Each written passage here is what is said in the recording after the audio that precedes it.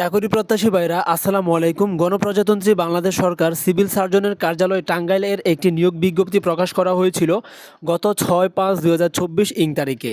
আবেদনটি করা যাবে অনলাইনের মাধ্যমে এবং আবেদন করার শুরুর তারিখ এবং শেষের তারিখ রয়েছে। অনলাইনে আবেদনপত্র পূরণ ও জমাদান শুরুর তারিখ সময় 9/5/2024 খ্রিস্টাব্দ সকাল 10 ঘটিকা হতে অনলাইনে আবেদনপত্র জমাদানের শেষ তারিখ ও সময় 29/5/2024 খ্রিস্টাব্দ বিকাল 4 ঘটিকা পর্যন্ত। যে 129টি পদসংখ্যা রয়েছে এবং শিক্ষাগত যোগ্যতা সর্বনিম্ন অষ্টম শ্রেণী পাশেই কিন্তু এখানে আবেদন করা যাবে। তো আবেদন করার জন্য সর্বনিম্ন যে পদটি রয়েছে, সর্বশেষ যে পদটি রয়েছে ড্রাইভার, যেখানে দেখতে পারতেছেন পদসংখ্যা রয়েছে 5টি। গ্রেড 16তম, বেতন স্কেল রয়েছে 9,300 টাকা থেকে শুরু করে 22,490 টাকা পর্যন্ত। শিক্ষাগত যোগ্যতা কোনো স্বীকৃত বোর্ড হতে জুনিয়র স্কুল সার্টিফিকেট বা সমমানের পরীক্ষায় উত্তীর্ণ, বাংলাদেশ সড়ক পরিবহন কর্তৃপক্ষ কর্তৃক ইস্যুকৃত হালনাগাদ বৈধ ড্রাইভিং লাইসেন্স সহ গাড়ি চালানোর অভিজ্ঞতা থাকতে হবে। এরপর যে পদটি রয়েছে স্বাস্থ্য সহকারী, যেখানে পদসংখ্যা রয়েছে সর্বোচ্চ 192টি, যেখানে গ্রেড রয়েছে 16তম এবং বেতন স্কেল রয়েছে 9,300 টাকা থেকে শুরু করে 22,490 টাকা পর্যন্ত। শিক্ষাগত যোগ্যতা কোনো স্বীকৃত বোর্ড হতে উচ্চ মাধ্যমিক সার্টিফিকেট বা সমমানের পরীক্ষায় উত্তীর্ণ, এইচএসসি পাশে এখানে আবেদন করা যাবে। খ, স্বাস্থ্য বিভাগীয় নন মেডিকেল কর্মচারী নিয়োগ বিধিমালা 2018 এবং তফসিল 2 অনুযায়ী গৃহীত পরীক্ষায় উত্তীর্ণ হতে হবে। 4 নম্বর যে ক্যাটাগরি রয়েছে স্টোর কিপার, যেখানে পদসংখ্যা রয়েছে 8টি, গ্রেড 16তম, বেতন স্কেল রয়েছে 9,300 টাকা থেকে শুরু করে 22,490 টাকা। শিক্ষাগত যোগ্যতা কোনো স্বীকৃত বোর্ড হতে উচ্চ মাধ্যমিক সার্টিফিকেট বা সমমানের পরীক্ষায় উত্তীর্ণ, এইচএসসি পাশে এখানে আবেদন করা যাবে। খ, স্টোর কিপার পদধারীগণকে সরকারি বিধি অনুযায়ী জামানত প্রদান করতে হবে। স্বাস্থ্য বিভাগীয় নন মেডিকেল কর্মচারী নিয়োগ বিধিমালা 2018 এবং তফসিল 2 অনুযায়ী গৃহীত পরীক্ষায় উত্তীর্ণ। 3 নম্বর যে ক্যাটাগরি রয়েছে অফিস সহকারী কাম কম্পিউটার মুদ্রাক্ষরিক, পদসংখ্যা রয়েছে 5 এবং গ্রেড 16তম, বেতন স্কেল রয়েছে 9,300 টাকা থেকে শুরু করে 22,490 টাকা পর্যন্ত। শিক্ষাগত যোগ্যতা কোনো স্বীকৃত শিক্ষা বোর্ড হতে উচ্চ মাধ্যমিক সার্টিফিকেট বা সমমানের পরীক্ষায় উত্তীর্ণ হতে হবে। খ, কম্পিউটার ব্যবহারের দক্ষতা ও অভিজ্ঞতা থাকতে হবে। গ, কম্পিউটার টাইপিং এ প্রতি মিনিটে বাংলায় অনূন্য 20 শব্দ এবং ইংরেজিতে অনূন্য 20 শব্দের গতি থাকতে হবে। 2, পরিসংখ্যানবিদ, পদসংখ্যা রয়েছে 8, গ্রেড 14তম, বেতন স্কেল রয়েছে 10,200 টাকা থেকে শুরু করে 24,680 টাকা। শিক্ষাগত যোগ্যতা কোনো স্বীকৃত বিশ্ববিদ্যালয় হতে পরিসংখ্যান, গণিত, অর্থনীতি বিষয়ে স্নাতক বা সমমান ডিগ্রি। খ, কম্পিউটার চালনা দক্ষতা এবং স্বাস্থ্য বিভাগীয় নন মেডিকেল কর্মচারী নিয়োগ বিধিমালা 2018 এবং তফসিল 2 অনুযায়ী গৃহীত পরীক্ষায় উত্তীর্ণ হতে হবে। মুদ্রাক্ষরিক কাম কম্পিউটার অপারেটর, যেখানে পদসংখ্যা রয়েছে মাত্র 1টি, গ্রেড 14তম, বেতন স্কেল রয়েছে 10,200 থেকে শুরু করে 24,680 টাকা পর্যন্ত।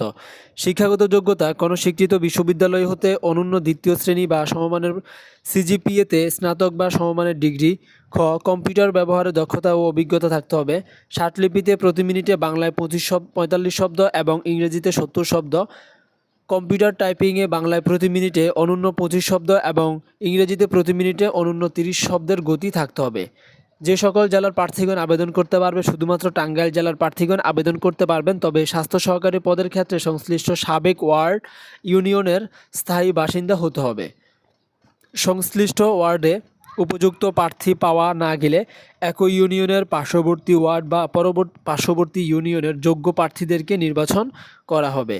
স্বাস্থ্য সহকারীর জন্য শূন্য পদের তালিকা সিভিল সার্জন অফিস টাঙ্গাইল ও টাঙ্গাইল জেলার সকল উপজেলা স্বাস্থ্য ও পরিবার পরিকল্পনা কর্মকর্তার কার্যালয়ে নোটিশ বোর্ডে পাওয়া যাবে। আবেদন করার কিছু শর্ত এবং নির্দেশনাবলী রয়েছে, যেগুলো এখান থেকে দেখে নিতে পারেন এবং পরীক্ষাটি অনুষ্ঠিত হতে পারে এমসিকিউতে। তো সেক্ষেত্রে আপনারা ওইভাবেই কিন্তু প্রস্তুতি নিতে পারেন। তো এখানে বয়স সীমাও কিন্তু রয়েছে, এটাও দেখে নিতে পারেন। নাগরিকত্ব এটাও এখান থেকে পড়ে নেবেন। টোটাল এই সার্কুলার ফর্মটি ভিডিও ডেসক্রিপশন বক্সের লিঙ্ক থেকে আপনারা ডাউনলোড করে নিতে পারবেন। সেখান থেকেও কিন্তু বিস্তারিত দেখতে পারবেন। তো কিভাবে আবেদন করবেন অনলাইনের মাধ্যমে সেটাই দেখিয়ে দিচ্ছি। অনলাইনের মাধ্যমে আবেদন করার জন্য আপনাদেরকে উল্লেখিত অ্যাড্রেসের মাধ্যমে ভিজিট করতে হবে। cs.tangail.teletalk.com.bd এই ওয়েবসাইটের মাধ্যমে আপনি প্রবেশ করবেন। প্রবেশ করে আপনার যে ফর্মটা রয়েছে ফর্মটাকে পূরণ করবেন। আপনার ইনফরমেশন দিতে হবে, এরপর আপনার শিক্ষাগত যোগ্যতা অনুযায়ী আপনি দিবেন। দেওয়ার পর এটাকে সাবমিট করার পর পরবর্তী ধাপের মধ্যে আপনাকে একটা ছবি দিতে হবে। আপনার ছবি দিতে হবে, অর্থাৎ প্রার্থীর ছবি দিতে হবে, একটা সিগনেচার দিতে হবে।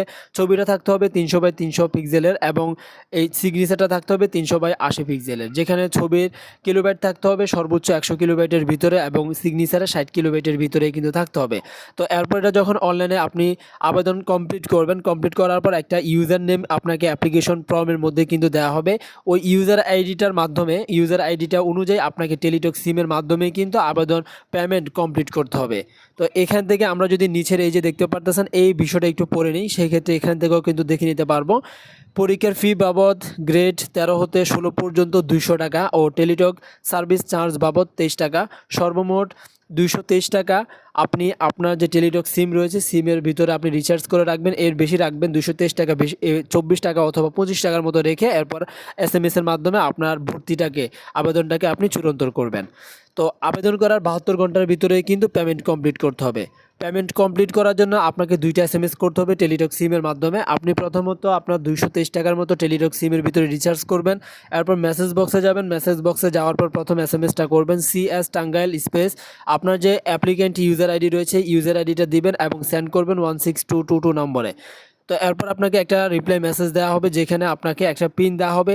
কাঙ্ক্ষিত পিনটা দিয়ে আপনাকে আরও একটা মেসেজ কমপ্লিট করতে হবে। দ্বিতীয় মেসেজটা করার জন্য আবারও আপনি SMS বক্সে যাবেন, যাওয়ার পর আপনি লিখবেন CS টাঙ্গাইল স্পেস এবং ইয়েস দিবেন। ইয়েস দেওয়ার পর আপনি আবারও একটি স্পেস দিবেন। স্পেস দেওয়ার পর উপরে যে পিনটা আপনি পাইলেন সেই পিনটা দিবেন।